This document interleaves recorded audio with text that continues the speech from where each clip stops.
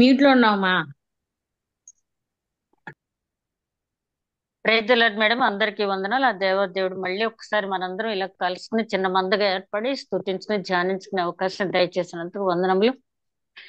బయట 1000 దినములు గడుపు కంటే ఆయన ఆవరణములో ఒక్క దినము గడుపటం మేలు అని చెప్పిన ప్రకారం ఇంత గొప్ప భాగ్యం అనుగ్రహించినందుకు మరొకసారి వందనాలు చెల్లించుకుంటూ ఈ రోజు మూల వాక్యం యోహాను సువార్త 1వ అధ్యాయం 6వ వచనం నుంచి 8వ వచనం వరకు.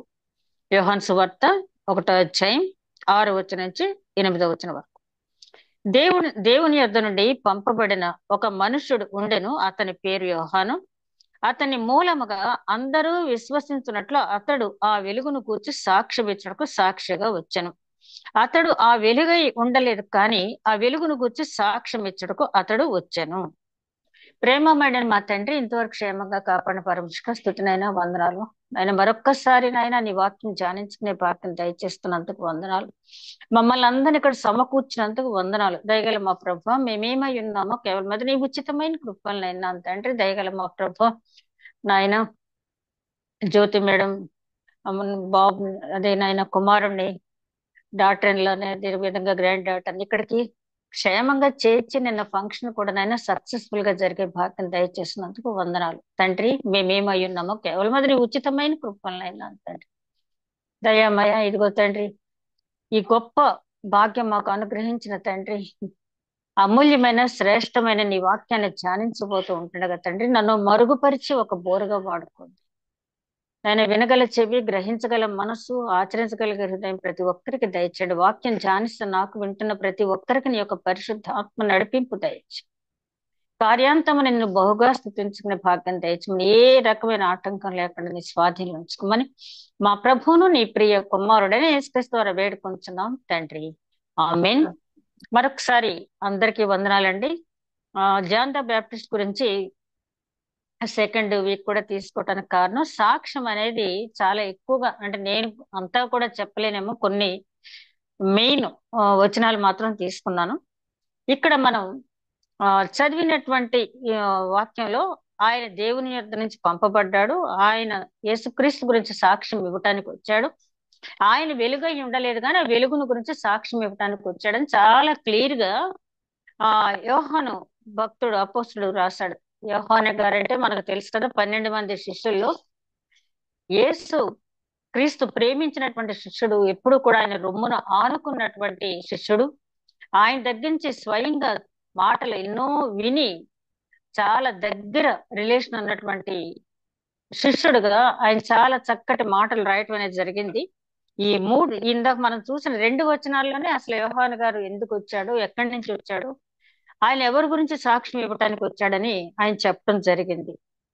అదే విధంగా ఇక్కడ నేను ఈ సాక్ష్యం గురించి, ఆ సాక్ష్యం చెప్పే సందర్భాలన్నీ కూడా పరిశీలించినప్పుడు, బాప్తిస్మ ఇచ్చే యోహాను తనను గురించి తాను సాక్ష్యం ఇచ్చుకోవటం, యేసుక్రీస్తు గురించి సాక్ష్యం ఇవ్వటం, అదే విధంగా యేసుక్రీస్తు గారు యేసుక్రీస్తు తనను గురించి తాను సాక్ష్యం ఇచ్చుకోవటం, బాప్తిస్మ ఇచ్చే యోహాను గురించి సాక్ష్యం ఇవ్వటం అనేది, ఇదేంటో చాలా ఒక పెద్ద కసరత్తులు. అంటే ఈ సాక్ష్యం నేను స్టడీ చేస్తూ ఉంటే, ఆ సాక్ష్యాన్ని జనం అంగీకరించడానికి యేసుక్రీస్తు చాలా శ్రమ పడవలసి వచ్చింది. అదే విధంగా బాప్తిస్మ ఇచ్చే యోహాను కూడా అదే విధంగా, ఆయన నేను తగ్గవలసిన వాడిని చెప్పినా కూడా అతను వెంటపడి వేధించి ఎన్ని ప్రశ్నలు అడిగినా కూడా బాప్తిస్మ ఇచ్చే యోహాను చాలా ఓపికగా చెప్పడం జరిగింది. తగ్గింపు తగ్గింపు తగ్గింపు అనేది ఆయన తగ్గించుకుంటూనే చెప్పాడు. అది అట్ ది సేమ్ టైం యేసుక్రీస్తుకు బాప్తిస్మ ఇచ్చే యోహాను అంటే మరి చాలా ఇష్టం. మనందరికీ తెలుసు, ఆ గర్భంలో శిశువుని చూడగానే గంతులు వేయటం, వాళ్ళిద్దరికి ఉన్నటువంటి కాంటాక్ట్ అనేది. అట్లాంటిది యేసుక్రీస్తు బాప్తిస్మ ఇచ్చే యోహాన్ని తక్కువ చేసి మాట్లాడాలని కాదు, కానీ ఆయన వచ్చిన పర్పస్, బాప్తిస్మ ఇచ్చే యోహాను ఇక్కడ లోకానికి వచ్చిన పర్పస్ వేరు, జీసస్ క్రైస్ట్ ఈ లోకానికి వచ్చిన పర్పస్ వేరు. రెండింటిని కలిపి చూడటానికి అలవాటు పడిన జనానికి ఆయన పర్పస్ వేరు, నేను వచ్చిన పర్పస్ వేరు అని చెప్పటానికి చాలా, అంటే చాలా మా సామాన్య జనం ఏదైనా కూడా వాళ్ళ చెవులకి ఇంపుగా ఉన్న మాటలు వింటారు తప్పించి, వాళ్ళు ఒక అభిప్రాయంతో ఉన్న తర్వాత ఆ అభిప్రాయం కాదు ఇది అని చెప్పితే తొందరగా కన్విన్స్ అవటానికి చాలా మంది ఒప్పుకోరు. అదే జరిగింది ఇక్కడ. ఈ 1వ అధ్యాయం 15-16 వచనాలు చూస్తే మనం ఆ యోహాను ఆయనను గూర్చి సాక్ష్యం ఇచ్చుచు, నా వెనుక వచ్చువాడు నాకంటే ప్రముఖుడు గనక ఆయన నాకంటే ముందటి వాడైన అనియు, నేను చెప్పిన వాడు ఈయనే అనియు ఎలుగెత్తి చెప్పెను. ఆయన పరిపూర్ణతలో నుండి మనమందరము కృప వెంబడి కృపను పొందితిమి. ధర్మశాస్త్రం మోసే ద్వారా అనుగ్రహింపబడను, కృపయు సత్యమును యేసుక్రీస్తు ద్వారా కలిగెను. ఎవడనూ ఎప్పుడైనానో దేవుని చూడలేదు. తండ్రి రొమ్మునున్న అద్వితీయ కుమారుడే ఆయనను బయలుపరచెను. ఇక్కడ ఈ మాటల్లో 2 వచనాలు యేసుక్రీస్తు శిష్యుడు చెప్పిన మాటలు ఉన్నాయి. వచనంలో మేజర్ పార్ట్ బాప్తిస్మ ఇచ్చే యోహాను చెప్పిన మాటలు ఉన్నాయి. ఇదిగో నేను చెప్పాను కదా, ఆయనే, నేను ఎవరి గురించి అయితే చెప్పానో ఆయన ఇక్కడికి వస్తున్నాడు. ఆయన నాకంటే ప్రముఖుడు. అంటే ఎందుకు చెప్పాడంటే,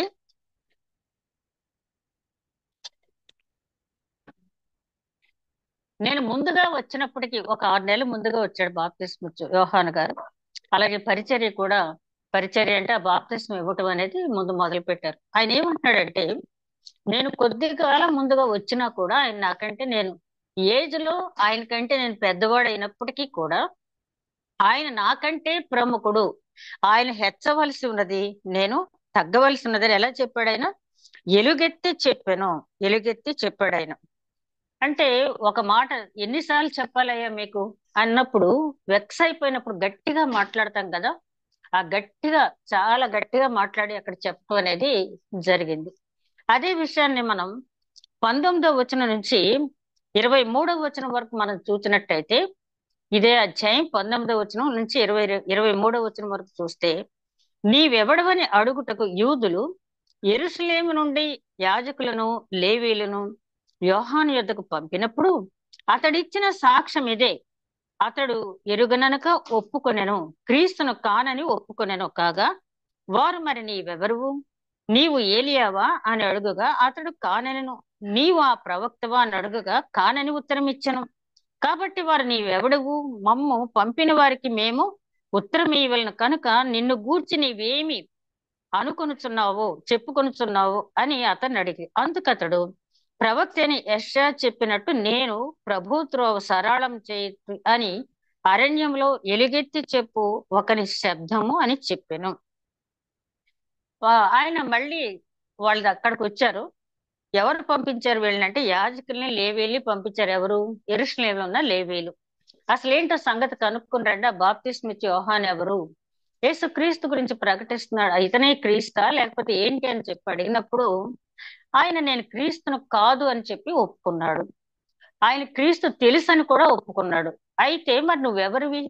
ఏలియావా ఆ ప్రవక్తవా అని అడిగినప్పుడు, నేను రెండూ కాదు, ఏలియాను కాదు ప్రవక్తని కాదని చెప్పినప్పుడు, సరే బాగానే ఉంది, మమ్మల్ని పంపించిన వాళ్ళ దగ్గరికి వెళ్ళి మేమేమని చెప్పాలి నీ గురించి అని చెప్పినప్పుడు, ప్రవక్త అయిన యెషయా ఎవరి గురించి అయితే 40వ అధ్యాయంలో ప్రవచించాడో, ఆ ఎలుగెత్తి అరణ్యంలో అరిచే ఒక శబ్దం, ఆ ఆయన మార్గం సరళం చేయటానికి, వంకరగా ఉన్న త్రోవలను సరళం చేయటానికి, లోయలను ఎత్తు చేయటానికి, గర్విష్ఠులను అణచటానికి, ప్రతి కొండను సమం చేయటానికి వచ్చినటువంటి వచ్చే వ్యక్తి, అరణ్యంలో కేక వేసి ఎలుగెత్తి చాటే వ్యక్తి అని ఎవరి గురించి అయితే చెప్పారో ఆ శబ్దాన్ని మాత్రమే నేనని చెప్పారు. కానీ ఆ మరి వాళ్ళకి అదే చెప్పండి అన్నప్పుడు వాళ్ళు అక్కడితో సాటిస్ఫై అవ్వలేదు. ఏలియావైనా నన్ను ప్రవక్తేనను కాని ఎడల ఎందుకు బాప్తిస్మ ఇచ్చుతున్నావని అతన్ని అడుగగా, మళ్ళీ ఏమంటున్నారు? ఆ వచ్చిన వాళ్ళు పరిసయ్యులకు చెందిన వారు. వచ్చిన వాళ్ళు పరిసయ్యులకు చెందిన, నీవు క్రీస్తువైనను ఏలియావైనను ఆ ప్రవక్తవైనను కాని ఎడల ఎందుకు బాప్తిస్మ ఇస్తున్నావు అని అతన్ని అడుగగా, యోహాను నేను నీళ్లతో బాప్తిస్మ ఇస్తున్నాను, కానీ నా వెనుక వచ్చుచున్నవాడు మీ మధ్య ఉన్నాడు, మీరు ఆయన ఎరుగరు, ఆయన చెప్పుల వారిని విప్పుటకైనను నేను యోగ్యుడు కానని వారితో చెప్పాను. యోహాను బాప్తిస్మ ఇస్తున్న యొర్దాను నదికి ఆవలనున్న బేతనీలో ఈ సంగతులు జరిగాయి. ఇక్కడ చూడండి, ఒక పక్క నుంచి నేను ఆ ప్రవక్తను కాదని చెప్పాడు. చెప్పినా కూడా ఏమంటున్నాడా, సరే నువ్వు ఆ ప్రవక్తవి కాదు, ఏలియావి కాదు, క్రీస్తువి కాదు, మరి ఎందుకు బాప్తిస్మ ఇస్తున్నావు అన్నప్పుడు యోహాను గారు అంటున్నారు, నేను నీళ్లతోనే బాప్తిస్మం ఇస్తున్నాను. అంటే ఇంకా మత్తయి సువార్త 3వ అధ్యాయం అయితే అక్కడ చాలా క్లియర్ గా ఉంది, నేనైతే నీళ్లతోటే బాప్తిస్మం ఇస్తున్నాను కానీ అగ్నితోనూ పరిశుద్ధాత్మతోనూ బాప్తిస్మం ఇచ్చే ఆయన వెనక వస్తున్నాడు, ఆయన శక్తిమంతుడు. అదే మాట అక్కడ కూడా చెప్పడం జరిగింది. ఆయన చెప్పులు వారు నేను ఇప్పటికైనాను నేను సరిపోను అని చెప్పడం అనేది జరిగింది. అయినా కూడా వాళ్ళు విసిగిస్తూనే ఉన్నారు. ఆ తర్వాత వచ్చిన వాళ్ళు మనం గమనించినట్లయితే ఆ ఇదంతా కూడా ఎక్కడ జరిగిందంటే బేతని ప్రాంతంలో జరిగింది ఇదంతా కూడా.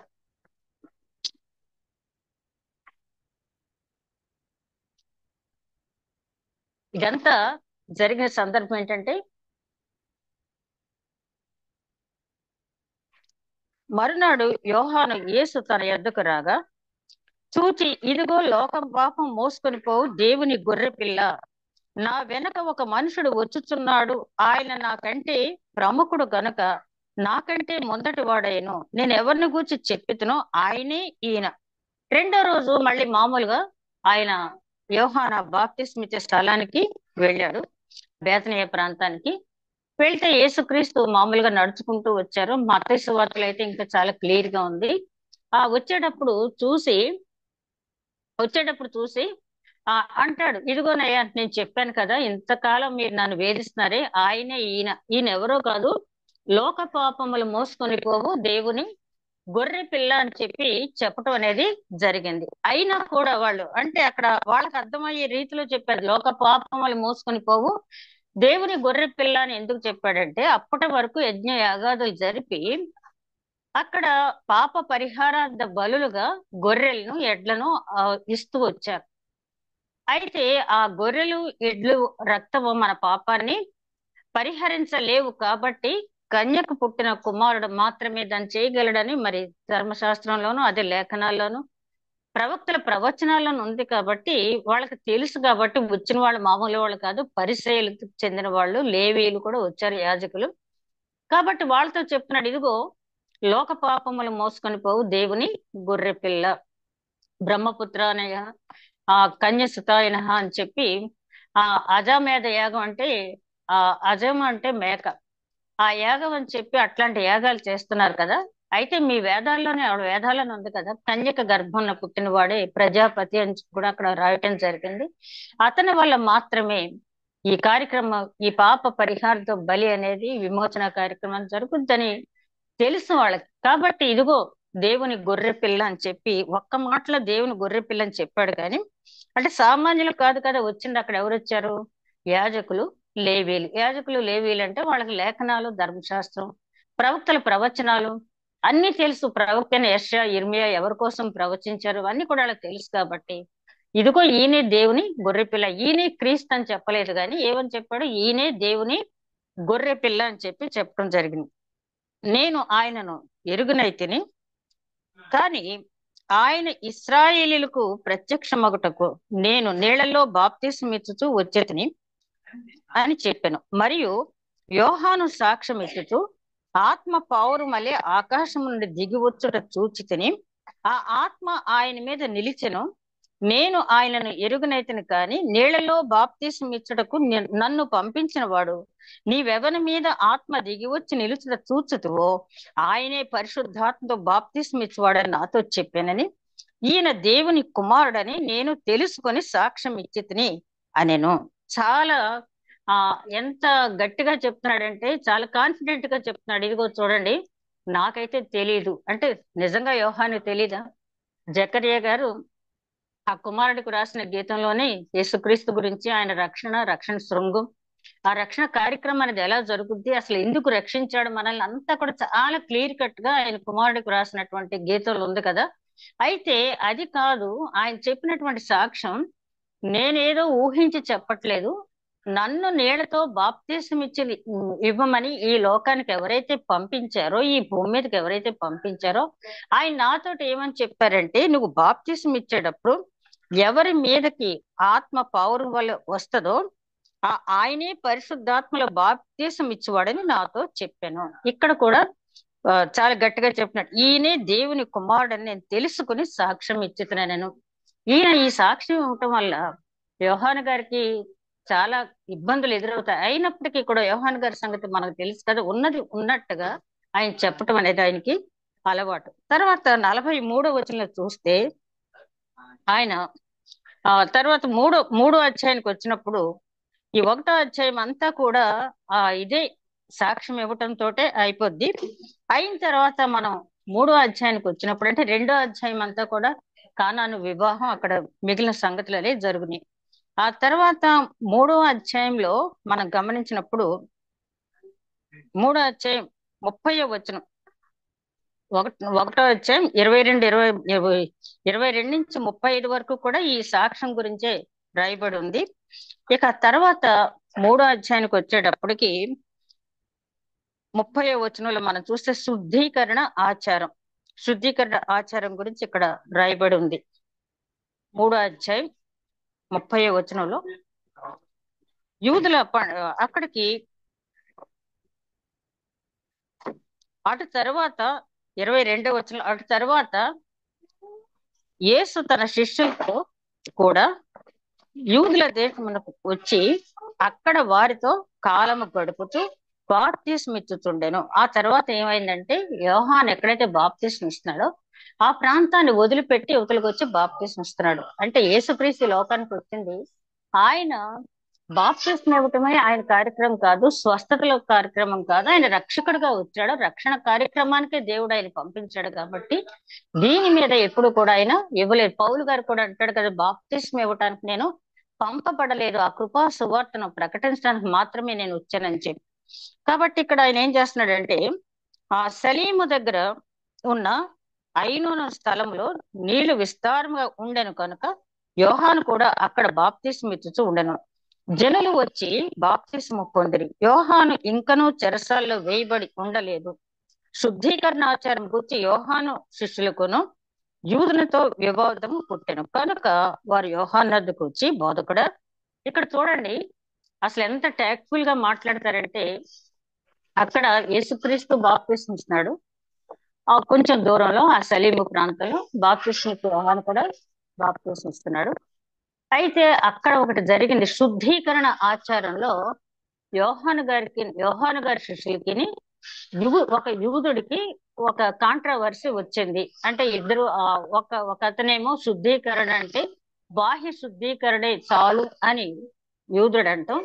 అయితే జాన్ ద బాప్టిస్ట్ శిష్యుడేమో అంతరంగ శుద్ధీకరణ కావాలి, అంతరంగ శుద్ధీకరణ లేకపోతే బాప్తిస్మ కేవలం నీటి బాప్తిస్మ తీసుకోవటం వల్ల సరిపోదు, అంతరంగ శుద్ధీకరణ అనేది యేసుక్రీస్తు ఇచ్చేటటువంటి ఆ పరిశుద్ధాత్మ అగ్ని బాప్తిస్మ వల్ల మాత్రమే జరుగుతుందని అక్కడ అంటే అంతా ఇక్కడ రాయలేదు, కానీ స్టడీ బైబిల్ చూసినప్పుడు ఎందుకు వీళ్ళకి వివాదం వచ్చింది అంటే యేసుక్రీస్తు చెప్పిన దానికి యోహాన్ చెప్పిన దానికి ఇద్దరు ఒకటే చెప్పారు.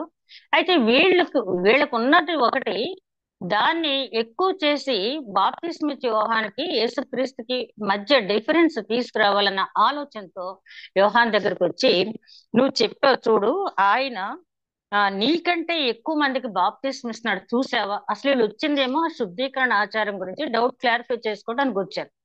కానీ వాళ్ళు ఏమంటున్నారు, ఒక యూదుడికి బాప్తిస్మ ఇచ్చే యోహాను శిష్యుడికి వచ్చిన వాదాన్ని వాళ్ళు పరిష్కరించుకోవటానికి వచ్చి దాని మానేసి యోర్దాను అవతల నీతో కూడా ఉండెను, నీవెవని గూర్చి సాక్ష్యం ఇచ్చితివో ఇదిగో ఆయన బాప్తిస్మ ఇచ్చుచున్నాడు, అందరూ ఆయన యొద్దకు వచ్చుచున్నారని అతనితో చెప్పిరి. వీళ్ళు వచ్చిన పని వేరు, మాట్లాడింది చాలా సార్లు. అదే పెద్దవాళ్ళు అంటారు కదా, చల్లకొచ్చి ముంత దాచడం అంటారు కదా, వీళ్ళు వచ్చిన కార్యక్రమం వేరు. కానీ వీళ్ళు ఏం చెప్తున్నారు, ఇదిగో నువ్వేదో చెప్పావు కదా, నీకంటే ఆయన వెనక వచ్చాడు, ప్రముఖుడు ఉన్నావు, సరే అన్ని బానే ఉన్నాయి, కానీ నీకంటే ఎక్కువ మందికి బాప్తిస్మ ఇస్తున్నాడు, నువ్వు చూసావా అని చెప్పాడంట. అందుకు యోహాను ఇట్లా, నేను తనకు పరలోకం నుండి అనుగ్రహించబడితేనే గాని ఎవడునూ ఏమియు పొందనేరడు. నేను క్రీస్తును కాననియు ఆయన కంటే ముందుగా పంపబడిన వాడని అనియు చెప్పినట్టు మీరే నాకు సాక్ష్యము. పెండ్లి కుమార్తె గలవాడు పెండ్లి కుమారుడు అయితే నిలువబడి పెండ్లి కుమారుని స్వరము వినడి స్నేహితుడు ఆ పెండ్లి కుమారుని స్వరము విని మిక్కిలి సంతోషించి, ఈ నా సంతోషము పరిపూర్ణమై ఉన్నది, ఆయన హెచ్చవలను, నేను తగ్గవలను. వీళ్ళు బాప్తిస్మ యోహాను గమనించాడు, మొత్తానికి ఏదో పెట్టడానికి వచ్చారు మా ఇద్దరి మధ్యన గ్రహించాడు. గ్రహించి ఇదిగో ఆయన ప్రముఖుడు, ఆయన చెప్పులు వారు విప్పటానికని నేను సరిపోను, ఆయన హెచ్చవలను, నేను తగ్గాలని చెప్పిన మాటకి మీరే సాక్షులని చెప్పి, నేను ఒక పెండ్లి కుమారుడు స్నేహితుడు లాంటి వాడిని, పెండ్లి కుమార్తె ఉన్నవాడే పెండ్లి కుమారుడు. కాబట్టి ఆ పెండ్లి కుమారుడు ఎప్పుడైతే వచ్చాడో ఆ స్నేహితుడు పెండ్లి కుమారుని స్వరం విన్న వెంటనే సంతోషంగా తన డ్యూటీ ముగించుకుని పక్కకు తప్పుకోవాలి. ఆ పెండ్లి కుమారుడు స్నేహితుడు పాత్ర నాది, పెండ్లి కుమారుడు ఆయన. ఎవరి దగ్గర అయితే పెండ్లి కుమార్తె ఉంటుందో ఆయనే పెండ్లి కుమారుడు. ఇక్కడ ఆత్మీయ అర్థాన్ని కూడా మనం పోయినసారి ధ్యానించుకున్నాం. పెండ్లి కుమారుడు అయితే యేసుక్రీస్తు అయితే సంఘము, ఆయన వధువు సంఘం అని చెప్పి.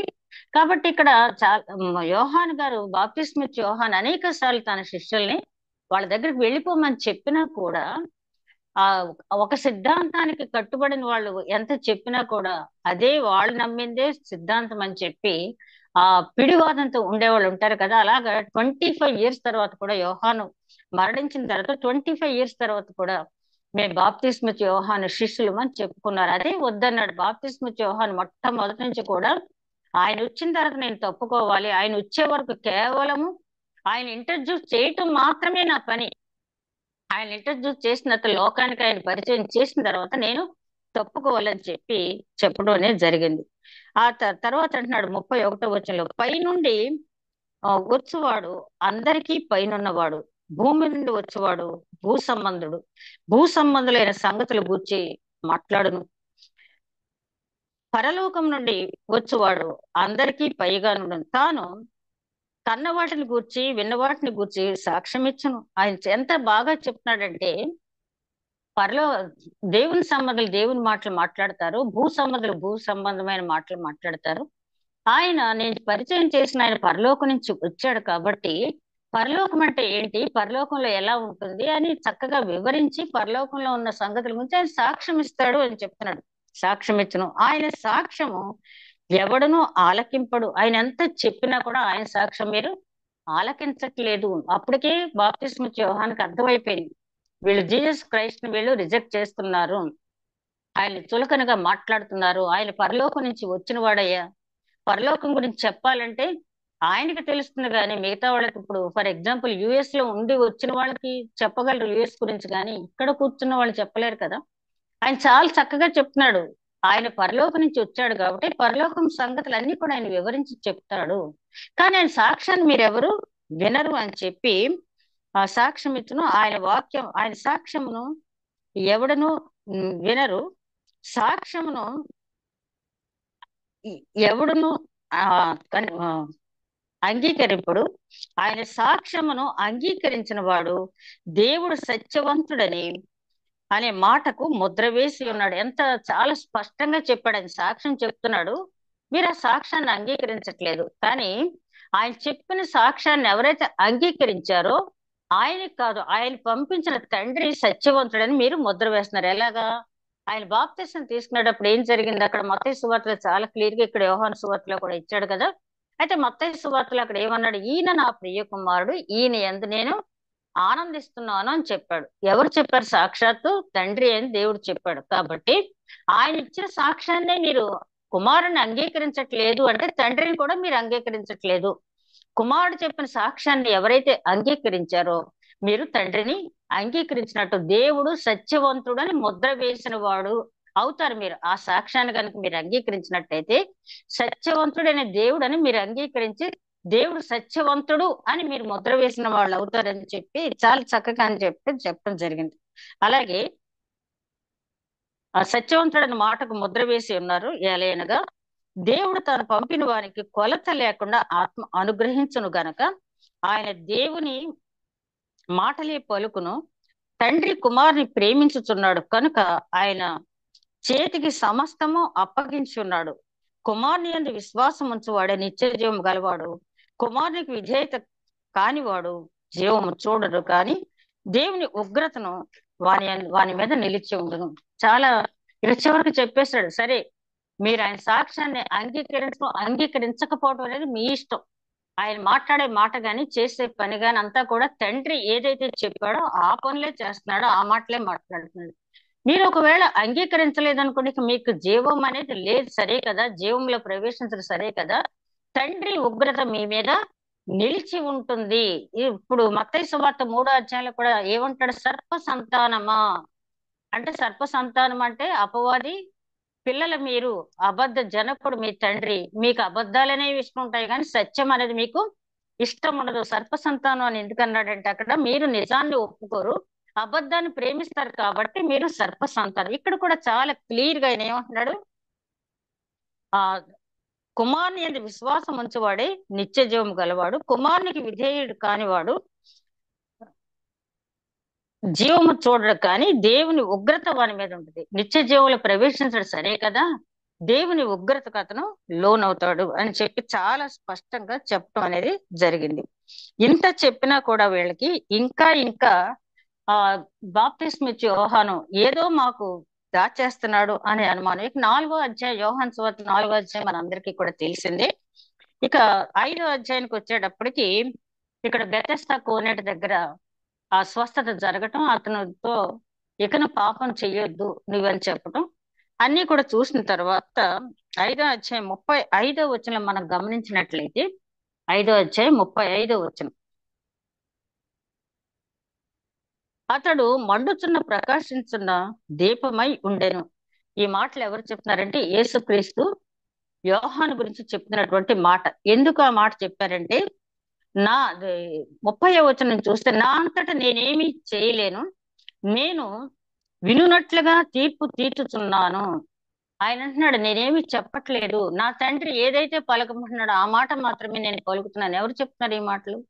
యేసుక్రీస్తు అక్కడ ఉన్నటువంటి యూదులతో చెప్తున్నాడు. ఆయన, నా మాట చొప్పున నేను తీర్చట్లేదు, తండ్రి ఏది చెప్తే అదే తీరుస్తున్నాను. నన్ను పంపిన వాని చిత్త ప్రకారమే చేయకూడదును, కానీ నా ఇష్ట ప్రకారం చేయగోరను, కనుక నా తీర్పు న్యాయమైనది. నన్ను గూర్చి నేను సాక్ష్యం చెప్పుకునే ఎడల నా సాక్ష్యము సత్యము కాదు అంటున్నాడు. నా గురించి నాకు తెలుసు, నేను పరలోకం నుంచి వచ్చాను, పరలోకపు తండ్రి గురించి నాకు తెలుసు, పరలోకం గురించి తెలుసు, కానీ మీరు నా సాక్ష్యము నమ్మరు అని చెప్పి, నన్ను గూర్చి సాక్ష్యమిచ్చు వేరొకడు కలడు, ఆయన నన్ను గూర్చి సాక్ష్యం సత్యమని ఎరుగుదును. మీరు యోహానొద్దకు కొందరిని పంపితే అతడు సత్యమునకు సాక్ష్యం ఇచ్చను అంటున్నాడు. మీరు ఆల్రెడీ యోహాన్ దగ్గర పంపించారు కదా, అతను ఏమన్నాడు మీతో? దేవుని కుమారుడు అని ఒప్పుకుంటే దేవుడు సత్యవంతుడని మీరు ముద్ర వేసిన వారు అవుతారని చెప్పాడు కదా. ఆల్రెడీ అక్కడ క్లియర్ అయింది కదా. కానీ మళ్ళీ మీరు యథాప్రకారం వచ్చి, ఇతనికి ఎక్కడి నుంచి వచ్చిన ఈ పవర్స్, ఈ కుంటివాడిని ఎలా బాగు చేశాడు, అసలు ఈ మందిరంలో ఇతని పని ఏంటి, చేయటం ఏంటి, మరి అక్కడ ఆయన చేసే క్రియలన్నీ చూసినప్పుడు వాళ్ళు దేవుని కుమారుడని అంగీకరించలేదు, బాప్తిస్మ యోహాను చెప్పినా కూడా అంగీకరించకపోయేటప్పుడు అక్కడ యేసుక్రీస్తు అంటున్నాడు, చాలా వెక్సైన సందర్భాలు అని అంటున్నాడు, మీరు నా మాట నమ్మరు, నేను ఇచ్చే సాక్ష్యం మీరు ఒప్పుకోరు, కానీ మీకు ఒక సాక్ష్యం ఇచ్చేవాడు ఉన్నాడు. నా గురించి సాక్ష్యం ఇవ్వటానికి ఎవరైతే తండ్రి ముందు పంపించాడో ఆ బాప్తిస్మ ఇచ్చే యోహాను నా గురించి సాక్ష్యం ఇచ్చాడు కదా, మీరు పంపించారు కదా అతని దగ్గరికి, నాకు అన్నీ తెలుసు. అతను ఏమన్నాడు? తండ్రిని ఎవరైతే ఒప్పుకుంటారో, తండ్రి పంపించిన కుమారుని ఎవరైతే ఒప్పుకుంటారో దేవుడు సత్యవంతుడని ముద్ర వేస్తాడని చెప్పారు కదా అని చెప్పి ఆయన అంటున్నాడు, మీరు యోహాను వద్దకు కొందరిని పంపితిరి, అతడు సత్యమునకు సాక్ష్యం ఇచ్చెను, నేను మనుషుల సాక్ష్యం అంగీకరింపను, కానీ మీరు రక్షింపబడవలనని ఈ మాటలు చెప్పుచున్నాను. ఆయన అంటున్నాడు, చూసారా, రక్షణ అనే మాట ఇక్కడ మొట్టమొదటిగా ఆయన యోహాను సువార్తలో ఉపయోగించడం జరిగింది. నేను మనుషుల సాక్ష్యం ఏం తీసుకోను, కానీ ఇంత నేను ఎందుకు శ్రమ పడుతున్నానంటే, మీకు నేనెవరో ఒప్పించుకోవాల్సిన అవసరం నాకు లేదు, కానీ నేనెవరో తెలుసుకుంటే, నేను ఎక్కడి నుంచి వచ్చానో తెలుసుకుంటే, తండ్రి నన్ను పంపించాడని, తండ్రి ఎందుకు పంపించాడో మీరు తెలుసుకుంటే మీరు రక్షింపబడతారు. కాబట్టి మీ రక్షణ కోసం నేను ఒక మనిషి సాక్ష్యాన్ని నేను తీసుకుంటున్నాను అంతే తప్పించి మనుషులు చెప్పే సాక్ష్యాన్ని నేను అంగీకరించను. కానీ కేవలము మీ రక్షణ కోసం, మీ మీద ఉన్న ప్రేమతో ఒక మనిషి సాక్ష్యం, నేను దైవ కుమారుని అయినప్పటికీ కూడా ఒక మనిషి సాక్ష్యాన్ని నేను తీసుకుంటున్నాను, మీరు రక్షింపబడవలని ఈ మాటలు చెప్పుచున్నాను. అతను మండుచు ప్రకాశించుతున్న దీపమై ఉన్నాడు. యోహాను గారి గురించి చెప్తున్నాడు, అతను మండుచు ప్రకాశించుతున్న దీపమై ఉన్నాడు. అని చెప్తూ ఆయన అంటాడు, మీరు అతని వెలుగులో కొంతకాలము ఆనందించగలరు, కానీ అతని కంటే నేను గొప్పవాడిని అని చెప్పి ఆయన చెప్పడం అనేది జరిగింది. అదే విధంగా మత్తయి సువార్త 21వ అధ్యాయం 26వ వచనంలో చూస్తే అక్కడ వాళ్ళు ఏంటంటే అక్కడ జరిగిన సంగతి మట్లాదివారం రోజున ఆ యెరూషలేము నగరంలో యేసుక్రీస్తు ప్రవేశించినప్పుడు హోసన్న హోసన్న దావీదు కుమారుడా రక్షించు మమ్మల్ని అని చెప్పి కేకలు వేయటం చూశారు. ఆ తర్వాత యేసుక్రీస్తు ఆ దేవాలయంలో వ్యాపారం చేసే వాళ్ళందరినీ వెళ్ళగొట్టి నీ ఇంటిని గూర్చే ఆసక్తి నన్ను భక్షించుతున్నదని వాక్యం నెరవేర్పు అక్కడ అందరినీ కూడా బయటకు పంపించారు. నా తండ్రి ఇంటిని వ్యాపారపుటిల్లు చెయ్యవద్దు అని చెప్పి ఆయన చెప్పడం జరిగింది. కొరడా పట్టుకోవడం ఇవన్నీ చూశారు. చూసిన తర్వాత మత్తయి సువార్త తర్వాత చూడండి 21వ అధ్యాయం 26వ వచనంలో చూశాక అడుగుతారు, నీకు ఏ అధికారం చేత ఈ పనులన్నీ చేస్తున్నావు అని యేసుక్రీస్తుని అడిగినప్పుడు చెప్పాలంటే ఆయన చెప్పొచ్చు, నేను దేవుని కుమారుని, నాకు తండ్రి ఇచ్చిన అధికారం అని చెప్పి. కానీ ఆయన ఏం చేశాడంటే ఒక విధంగా చెప్పాలంటే వీళ్ళని ఇరుకులో పెట్టడానికి ఈ పరిసయ్యులతో మాట్లాడేటప్పుడు చాలా సార్లు యేసుక్రీస్తు చెప్పినట్లు సమాధానం చెప్పటం అనేది జరిగింది. వాళ్ళతోటి ఏమన్నాడంటే, సరే బానే ఉంది, మీరు బాప్తిస్మ ఇచ్చే యోహాను ఇచ్చే బాప్తిస్మ ఎక్కడి నుంచి వచ్చిందని నమ్ముతున్నారు, పరలోకం నుంచి వచ్చిందా ఇక్కడదే అని అనుకుంటున్నారా అని చెప్పాడు. వాళ్ళకి చాలా ఇబ్బంది పడిపోతారు. ఏంటంటే ఒకవేళ పరలోకం నుంచి వచ్చింది అనుకుంటే అతన్ని ఎందుకు విశ్వసించలేదు అని అడుగుతాడు. ఒకవేళ ఇక్కడదే అంటే జనం అంతా కూడా ఏమనుకుంటున్నారు ఆ యోహాను గురించి, అతను నీతిమంతుడు, నీతి మార్గాన వచ్చాడని చెప్పి అనుకుంటారు. అలాంటప్పుడు నేను ఇలా మాట్లాడితే అందరూ కూడా యోహాను ఇచ్చిన బాప్తిస్మ 25వ వచనం చూడండి, 21వ అధ్యాయం 25వ వచనం మత్తయి సువార్త. యోహాను ఇచ్చిన బాప్తిస్మ ఎక్కడి నుండి కలిగినది, పరలోకం నుండి కలిగినదా మనుషుల నుండి కలిగిందా అని వారిని అడిగిన వారు, మనము పరలోకం నుండి అని చెప్పితిమా, ఆయన అలాగైతే మీరెందుకు అతన్ని నమ్మలేదని అడుగును. మనం మనుషుల నుండి వచ్చిందని చెప్పుదామా, జనులకు భయపడుతున్నాము అంటే బాప్తిస్మ ఇచ్చే యోహాను జనుల మధ్య మంచి సాక్ష్యం పొందాడని దీని ద్వారా మనకి అర్థమవుతుంది. అలాగే ఒకసారి యేసుక్రీస్తు అంటాడు ఏంటంటే, బాప్తిస్మ ఇచ్చే యోహాను తినక త్రాగక ఉంటే అతన్నేమో దెయ్యం పట్టిన వాళ్ళు అన్నారు, మనుష్య కుమారుడు తినుచు త్రాగుచు అంటే ఏదేదో పేర్లు పెట్టారు అని చెప్పి బాప్తిస్మ ఇచ్చే యోహాను గురించి చాలా గొప్పగా యేసుక్రీస్తు అక్కడ మాట్లాడటం జరిగింది. అదే విధంగా మీకు మత్తయి సువార్త 11వ అధ్యాయంలో కూడా మనం గమనించినట్లయితే బాప్తిస్మ ఇచ్చే యోహాను గురించి యేసుక్రీస్తు మాట్లాడిన మాటలంటే అది కొంచెం ఆధ్యాత్మిక అర్థం చేసుకోకపోతే ఏంటి ఇలా మాట్లాడారంటే యేసుక్రీస్తు అని అనుకోవచ్చు మనం. యేసు 11వ అధ్యాయం 1వ వచనం, యేసు తన 12 మంది శిష్యులను ఆజ్ఞాపించుచు చాలించిన తర్వాత వారి పట్టణములో బోధించుటకు ప్రకటించుటకు అక్కడ నుండి వెళ్ళిపోయాను. క్రీస్తు చేస్తున్న కార్యములు చూచి యోహాను చెరసాల్లో విని, రాబోవాడవు నీవేనా, మరి మేము మరి ఒకరిని కొరకు కనిపెట్టవలెనా అని ఆయనను అడుగుటకు తన శిష్యులను పంపాను.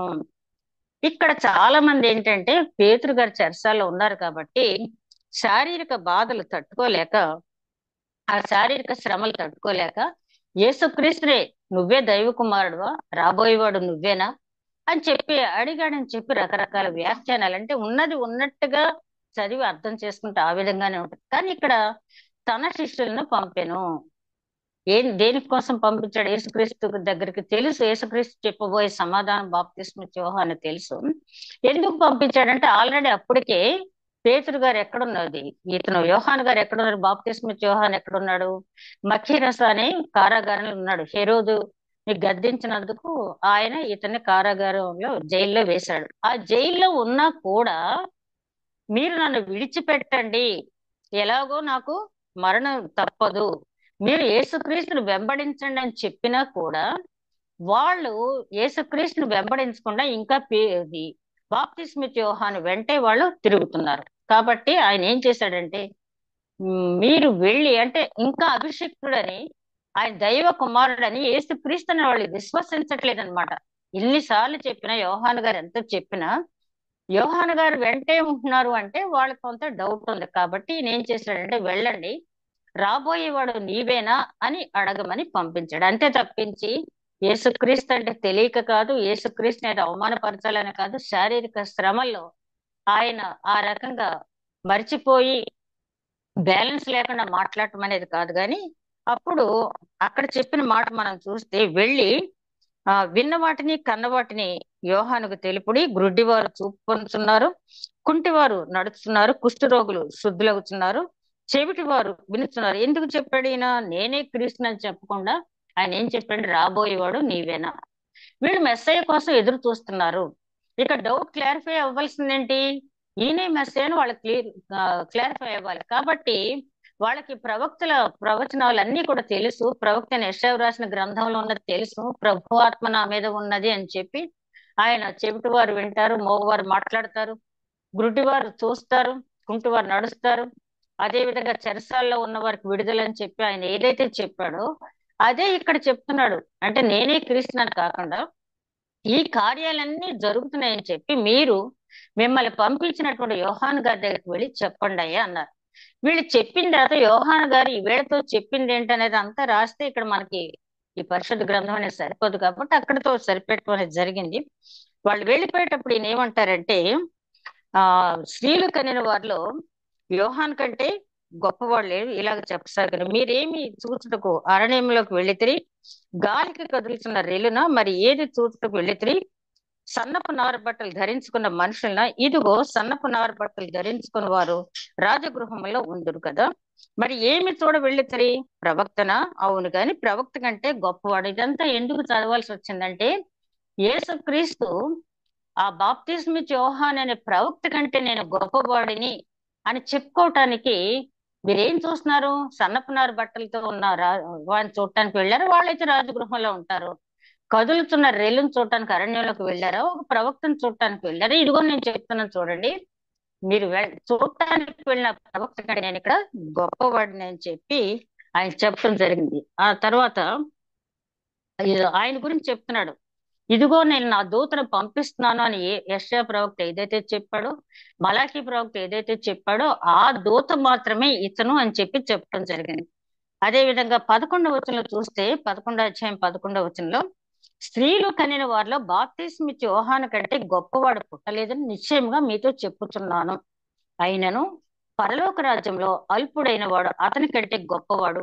బాప్తిస్మిచ్చి యోహాను దినములు మొదలుకొని ఇప్పటి వరకు పరలోక రాజ్యం బలాత్కారంగా పట్టుబడుతున్నది, బలాత్కారులు దాన్ని ఆక్రమించుకొనుచున్నారు. యోహాను కాలం వరకు ప్రవక్తలందరూ ప్రవచించుతూ వచ్చిరి, ధర్మశాస్త్రం సహా ప్రవచించుతుండెను. ఈ సంగతిని అంగీకరించుటకు మీకు మనసుంటే రాబో ఏలియా ఇతడే, వినుటకు చెవులు గలవాడు వినుగాక. ఇక్కడ కూడా ఆయన ఏమంటాడంటే, బాప్తిస్మిచ్చి యోహాను గురించి స్త్రీలు కనిన వారిలో ఇతని కంటే గొప్పవాడు లేదని చెప్పి, ఆయనను పరలోక రాజ్యంలో ఉన్నవారు అల్పుల కంటే ఇతను తక్కువ వాడే అని చెప్పి చెప్పడం జరిగింది. ఇక్కడ కూడా ఒక డౌట్ అందరికి ఏంటంటే, పరలోక రాజ్యంలో అల్పుడైన వాడును అతని కంటే గొప్పవాడు. పరలోక రాజ్యంలో ఉన్న వాళ్ళలో అల్పులు ఉంటారు, వాళ్ళలో అల్పుడు కూడా ఇతని కంటే గొప్పవాడే. ఇది కొన్నిసార్లు ట్రాన్స్లేషన్ చేసేటప్పుడు కొన్ని సెంటెన్స్ కన్స్ట్రక్షన్ లో తేడా వచ్చిందే, కానీ అక్కడ మరి స్టడీ బైబిల్లో చూస్తే ఆయన చెప్పింది ఏంటంటే, పరలోక రాజ్యంలో అప్పటికి దేవుని కృప అంటే యెహోవా తండ్రి కృప పొందిన వారు ఆల్రెడీ పరలోకంలో ఉన్నారు. అబ్రహాం, ఇస్సాకు, యాకోబు అక్కడ ఉన్నారని మనకు తెలుసు. అదే విధంగా మరి నోవాహును కూడా ఆయన అంటాడు, నీవు నా కృప పొందితీవి అని చెప్పి. కాబట్టి అప్పుడు లిమిటెడ్ పీపుల్ సింగిల్ డిజిట్స్ మీద కృప పొందారు. యేసుక్రీస్తు లోకానికి వచ్చేటప్పుడు ఏం తీసుకొచ్చాడని కృపా సత్యమని తన వెంట తీసుకొచ్చాడు. అనేక మందికి ఆ కృప ఇవ్వటానికి ఆయన వచ్చాడు. అయితే ఆ కృప ఇచ్చే టైం ఏంటంటే, ఆయన శిలువ మరణం పొంది ఆయన రక్తం చిందించిన తరువాత మాత్రమే, తండ్రి వీరి పక్షాన నేను ఆ ప్రాయశ్చిత్తార్థ బలి అర్పించాను, వీరి పాపములు క్షమించడానికే నేను ఆ శిలువ మరణం పొందానని విజ్ఞాపన చేసి, మనం పొందినటువంటి పాప క్షమాపణను బట్టి, మనలో ఉన్న మారు మనసును బట్టి ఆ కృప ఇవ్వటం అనేది యేసుక్రీస్తు ఎప్పుడు జరుగుతుందంటే ఆ శిలువ మరణం పొందినప్పుడు. అంటే ఈ మాట మాట్లాడేటప్పుడు ఆయన ఇంకా శిలువ మరణం పొందకుండా నేను కృప చూపుతున్నాను అనే అవకాశానికి లేదు. కాబట్టి అప్పటి వరకు ఉన్నటువంటి ఓల్డ్ టెస్ట్మెంట్ లో ఉన్న పీపుల్ గురించి ఆయన అక్కడ మాట్లాడుతూ ఉన్నారు. ఆ పరలోకంలో ఉన్న అల్పుడు కూడా ఇతని కంటే గొప్పవాడే అని. ఇక్కడ ఒక మాట కూడా మనం తీసుకోవచ్చు, అంటే దుడుకుతనము పనికిరాదు, సందేహం పనికిరాదు అని కూడా చెప్పొచ్చు. అయితే యోహాను గురించి యేసుక్రీస్తుకు బాగా తెలుసు, అది ఎట్లాంటి పౌరుషం గలటువంటి ప్రవక్త ఆయనకు తెలుసు కాబట్టి ఆయన గురించి ఆ రకంగా మాట్లాడు. అదే విధంగా పరలోక రాజ్యము బలాత్కారంగా పట్టబడుతున్నదన్న మాటను కూడా చాలా మంది రాంగ్ ఇంటర్ప్రిటేషన్ చేస్తారు. బలాత్కారంగా పట్టబట్టటువంటి పరలోకం, బలాత్కారంగా పట్టబట్టడం అంటే ముందు పరలోకం ఎవరి కోసం ఏర్పాటు చేయబడింది? ఆ యూదులు కోసం ఆయన ఏర్పాటు చేశాడు. ఆ తర్వాత అన్యజనులు కూడా సువార్త ప్రకటించిన తర్వాత మొదటి వారు కడపటి వారు, కడపటి వారు మొదటి వారు అవుతారని చెప్పినట్టుగా ఈ అన్యజనుల నుంచి వాక్యం విని రక్షణ పొందిన వాళ్ళు వీళ్ళకంటే ముందెళ్ళిపోతున్నారు. బలాత్కారం అంటే అది. బలాత్కారంగా పట్టబడుతుందంటే అన్ని జనులు రక్షణ పొంది వాళ్ళు వీళ్ళకంటే ముందు స్వతంత్రించుకుంటున్నారు. కాబట్టి ఈ మత్తయి సువార్త 11వ వచనం వరకు కూడా కొంచెం కాంట్రవర్సీగా ఉంటుంది. అక్కడ మాట్లాడినటువంటి మాటలు ఏంటి? యేసుక్రీస్తు బాప్తిస్మిచ్చే యోహాను గురించి ఈ రకంగా మాట్లాడారేంటి? బాప్తిస్మిచ్చే యోహాను యేసుక్రీస్తుని ఈ విధంగా క్వశ్చన్ చేశారేంటంటే జాగ్రత్తగా చదువుకుంటూ వెళితే మనకి అర్థం అవుద్ది. పరిశుద్ధాత్మ నడిపింపు మనం అడిగినప్పుడు తప్పనిసరిగా మనకు ఆధ్యాత్మిక సత్యాలు మనకి బోధపడతాయి. యోహాను గారి జీవితాన్ని పరిశీలించిన తర్వాత యేసుక్రీస్తు యోహాను గారు యేసుక్రీస్తు గురించి సాక్ష్యం ఇచ్చిన తర్వాత జనులు బాప్తిస్మిచ్చి యోహాన్ని అంగీకరించారు, కానీ యేసుక్రీస్తు ఎందుకు అంగీకరించలేదు? ఎందుకు కష్టపడి బాప్తిస్మిచ్చి యోహాను సాక్ష్యం ఇవ్వాల్సి వచ్చింది?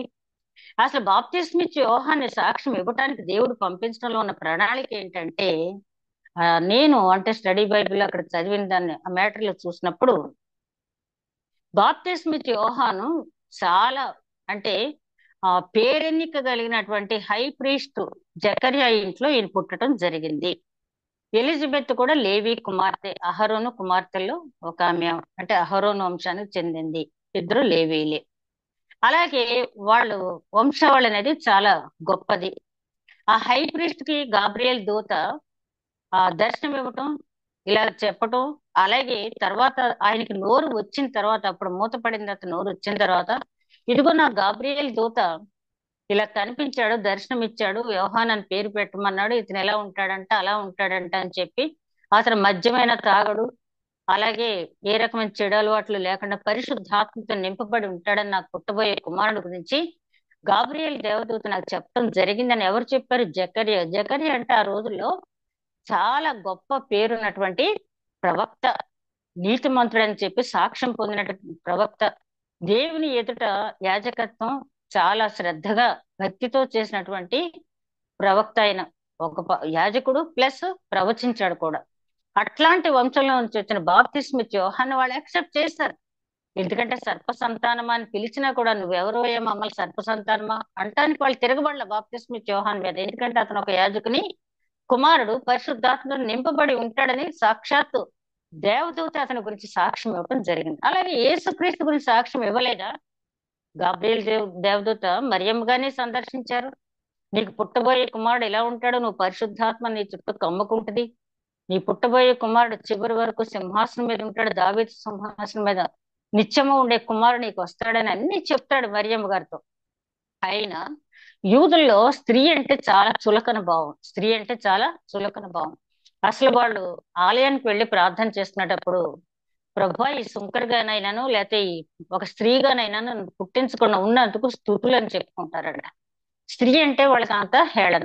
అట్లాంటిది స్త్రీ మరియమ్మ గారు ఒక లోయర్ మిడిల్ క్లాస్ ఫ్యామిలీ, పైగా కన్యక గర్భం. ఎలిజబెత్ అంటే మామూలుగా వృద్ధురాలైనప్పటికీ ఆమె భర్తతో ఉన్నటువంటి ఆమె వృద్ధురాలైనప్పటికీ యాక్సెప్ట్ చేశారు ఆ గర్భాన్ని. వాళ్ళు నా నింద తీసివేశాడు దేవుడు అంటది, కటాక్షించి నా నింద తీసివేశాడని చెప్పదు ఎలిజబెత్. కానీ ఇక్కడ మరియమ్మ గారి విషయానికి వచ్చేటప్పటికి కొంచెం అంటే పరిశుద్ధాత్మ కార్యమని నమ్మిన వారు నమ్ముతారు, వీళ్ళకి అసలు ఎంతసేపు కూడా ఆ వైపు ఆలోచించలేరు. పైగా నజరేతు అనేది ఒక హీనమైనటువంటి ప్రాంతం అని వాళ్ళ ఉద్దేశం.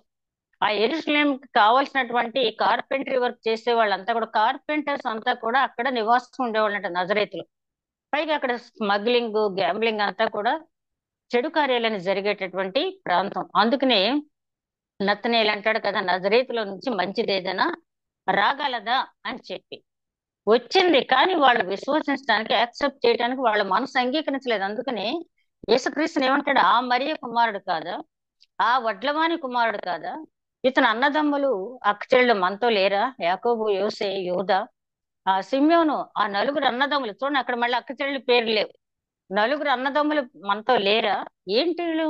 చాలా హీనమైన గ్రామం నుంచి, మామూలు కుటుంబం నుంచి మెస్సే ఎలా రాడి? పశువుల తొట్లో పరుండే వాడు కాదు కదా మెస్సే, అతను మేము ఎలా యాక్సెప్ట్ చేస్తాం అని చెప్పి బాప్తిస్మిచ్చి యోహాన్ ఏం చెప్తున్నాడు? ఆయన నాకంటే ప్రముఖుడు, ఆయన పరలోకం నుంచి వచ్చిన వాడని ఎంత చెప్పినా బాప్తిస్మిచ్చి యోహాన్ ని ఎన్ని క్రాస్ క్వశ్చన్స్ వేశారంటే చివరికి బాబాయ్ నాకేమీ తెలియదు అనేటట్లుగా చేశారు. కానీ ఆయన చెప్పాడు, ఇదిగో దేవుడు నాకు వినిపించాడు ఆయన స్వరాన్ని. నువ్వు బాప్తిస్మ ఇచ్చేటప్పుడు ఎవరి మీదకి పరిశుద్ధాత్మ పవర్ రూపంలో వస్తుందో ఆయనే పరిశుద్ధాత్మతో బాప్తిస్మ ఇచ్చేవాడు, ఆయనే దేవుని కుమారుడు నేను తెలుసుకున్నానని చెప్పి ఏమైతే అయింది అనుకున్నాడు.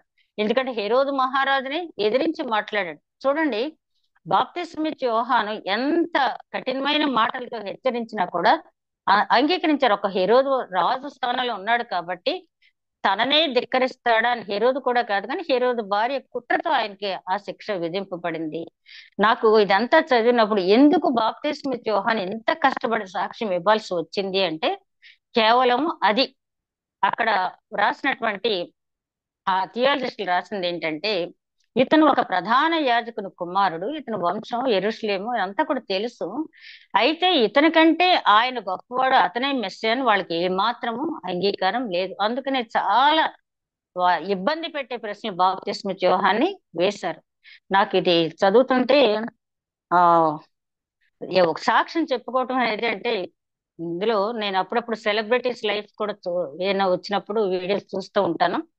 ఒక సెలబ్రిటీ, ఒక ఆమె సీనియర్ యాక్ట్రెస్, ఆవిడ చాలా కాలం యాక్ట్ చేసి కొన్ని కోట్లు సంపాదించిన తర్వాత ఫైనాన్షియల్ మ్యాటర్స్ అన్ని కూడా వాళ్ళ అక్క బావ గారు చూసుకునేవారట. సరే ఈవిడ ఒక ఏజ్ వచ్చి మానేద్దాం, ఇక వివాహం చేసుకుని స్థిరపడదాం అనేటప్పటికి ఏమీ లేదు. పైగా ఆమె కోర్టుకు వెళ్తే అక్కడ జడ్జి, నువ్వే ఆమెను మాకేంటి, నువ్వు కాదని మీ అక్క బావగారు అంటున్నారు, నువ్వే ఆవిడని మాకేంటి సాక్ష్యం అని చెప్పి అన్నారు. అని అదే జడ్జి గారు ఏమన్నారంటే, నువ్వు మళ్ళీ వెనక్కి వెళ్ళి ఒక 2-3 మూవీస్ యాక్ట్ చేసి నేను ఆమెనే అని చెప్పి నువ్వు ప్రూవ్ చేసుకుంటే నీ ఆస్తి అంతా నీకు వచ్చేలాగా చేస్తా. ఎంత నాకు ఇది చదువుతుంటే అంటే అక్కడ అప్రస్తుతమే, కానీ అసలు లోకంలో ఎలాగుంటదంటే ఆవిడ వెళ్ళి నేనే అని సాక్ష్యం ఇచ్చుకోవటానికి ఆవిడ గురించి ఆవిడ సన్నిహితులు ఇచ్చిన సాక్ష్యాన్ని కూడా పక్కన పెట్టి కుట్ర చేసిన వాళ్ళ సాక్ష్యాన్ని అక్కడ అంగీకరించడం అనేది జరిగింది. కొన్నిసార్లు అలాగే మన మంచి comedian, best comedian Charlie Chaplin గురించి ఒకసారి ఆయన అనుకరించే వాళ్ళ గురించి ఒక పెద్ద కాంపిటీషన్ పెట్టారండి. పెడితే వాళ్ళతో పాటు అన్ని వందల మందిలో ఆయన కూడా వెళ్ళటం జరిగింది. ఫస్ట్ ప్లేస్ రాలేదని, సెకండ్ ప్లేస్ రాలే, థర్డ్ రాలే, ఫోర్త్ ప్లేస్ లో ఆయన వచ్చాడండి. అంటే నటన అనేది అది ఒకళ్ళని మనం నేనే అని సాక్ష్యం చెప్పుకోవడం అనేది ఎంత కష్టం అనేది మనం చూసినట్టయితే, ఇక్కడ యేసుక్రీస్తుకి బాప్తిస్మ ఇచ్చి యోహాన్ని వాళ్ళు అంగీకరించారు. యోహాన్ని ఏం తప్పట్లేదు, కానీ వాళ్ళకు వచ్చిన బాధల్లో ఏంటంటే నాకంటే ఆయన ప్రముఖుడు అని చెప్తున్నావు, మాకు అది ఇష్టంగా లేదు. అందుకనే శిష్యులు ఎంత చెప్పినా కూడా ఆయన వెంటే ఉన్నారు. ఆయన చనిపోయిన తర్వాత 25 సంవత్సరాలు కూడా మేము బాప్తిస్మ ఇచ్చి యోహాన్ శిష్యం అని చెప్పి ప్రపంచ దేశాల్లో వాళ్ళు స్థిరపడిన వాళ్ళు ప్రతి పండగకి వచ్చి మేము యోహాను శిష్యమని గొప్పగా చెప్పుకునే వాళ్ళంట. లోకంలో కూడా అదే కదా, ఒక మాట, ఒక స్టేట్మెంట్ ఒక ప్రధానమంత్రి లేకపోతే ఇంకేదో అథారిటేటివ్ పర్సన్ ఇస్తే దాన్ని చాలా చక్కగా హెడ్లైన్స్ లో వచ్చేస్తుంది. అదే గనక ఒక భేదవాడు ఇచ్చిన స్టేట్మెంట్ లేకపోతే ఒక సామాన్య మానవుడు ఇచ్చిన స్టేట్మెంట్ ఎవరు పరిగణన తీసుకోరు. సామెతల గ్రంథకర్త ఎప్పుడో చెప్పాడు, భేదవాని జ్ఞానం పనికిరాదు అని చెప్పి. అలాగే ఇక్కడ బాప్తిస్మ యోహాను ఎంత మొత్తుకున్నా నేను తగ్గాలి ఆయన పెరగాలి, ఆయనే దేవుని కుమారుడు అని చెప్పినా వాళ్ళు అంగీకరించలేదు. చివరికి అంటాడు, మీరు అంగీకరిస్తే జీవంలోకి వెళ్తారు, లేకపోతే ఆయన ఉగ్రత మీ మీద ఉంటుందని చెప్పాడు. కాబట్టి దీని ద్వారా మనం తెలుసుకోవాల్సింది ఏంటంటే, బాప్తిస్మ యోహాను ఎన్ని ఒడిదుడుకులు వచ్చినా, ఎన్ని ఆటంకాలు వచ్చినా, ఎన్ని శ్రమలు ఎదురైనా కూడా దేవుడు తనను ఏ పనికైతే ఏర్పాటు చేసుకున్నాడో ఆ పని చక్కగా నెరవేర్చి తను తగ్గించుకుని యేసుక్రీస్తుని దేవుని కుమారుడిగా హెచ్చించి, అఫ్కోర్స్ ఈ లోకంలో అతను మరణశిక్ష విధింపబడవచ్చు, కానీ అతను తప్పకుండా పరలోక రాజ్యంలో స్థానం సంపాదించుకున్నాడన్న దానికి ఎవరికి కూడా సందేహం లేనటువంటి జీవితం జీవించి సత్యమునకు సాక్షిచ్చి సత్యవాదిగానే ఆయన వెళ్ళిపోయాడు. అట్టి జీవితం చాలా చాలా సంతోషకరమైనది. అనేక మందికి అది ఆదర్శప్రాయమైనది. ఈ లోకంలో మనం ఎంతకాలం బ్రతికినా